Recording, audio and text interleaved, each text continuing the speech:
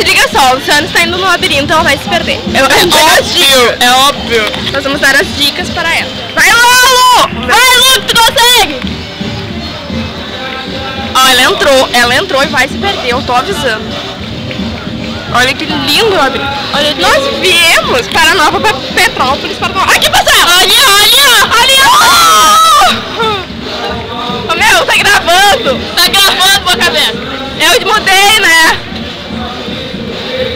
Vai, Lu! Lu? Ela vai ou não vai se perder, Marina? Óbvio que vai se perder. O gurizinho tentando Olha aqui, meu. Ouvimos gritos de Luciana. Vamos ver qual é o gurizinho, com o gurizinho. Que pedófilo. A câmera dela tá encharcada, olha ali. Meu, tá tudo molhado. Esse guri não tem... Tá. O momento... Ela tá gritando. Ouvimos gritos de Luciana. Desespero. Luciana? Tá, as últimas palavras, Luciana! Achou o jacaré lá. Luciana? Tá no labirinto.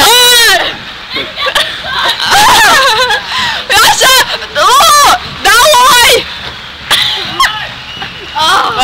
Oi! Você é transferido pra Porto Alegre! Os meninos idiotas lá. A Lu achou um sobrevivente em Nova Petrópolis, no labirinto. Olha só, ninguém entra no...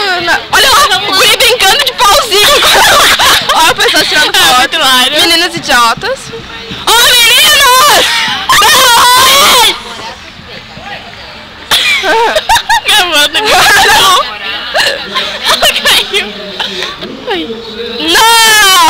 Não!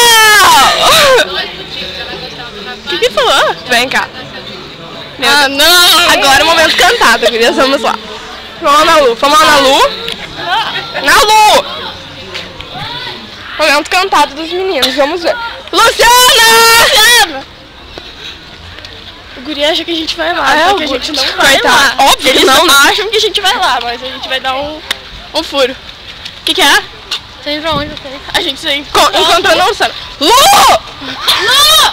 Onde tu tá? Saiu! Os guri, vem cá aí, ó! Lu! Vamos achar o guri agora. Vamos achar o guri. Guri! Vem cá! Eu estou no meio dos galhos. Ai!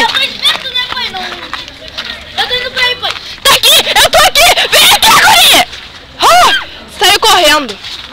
Aqui, guri! Ai, fugiu da gente. Marina, então ele gosta de aparecer. Tô indo lá!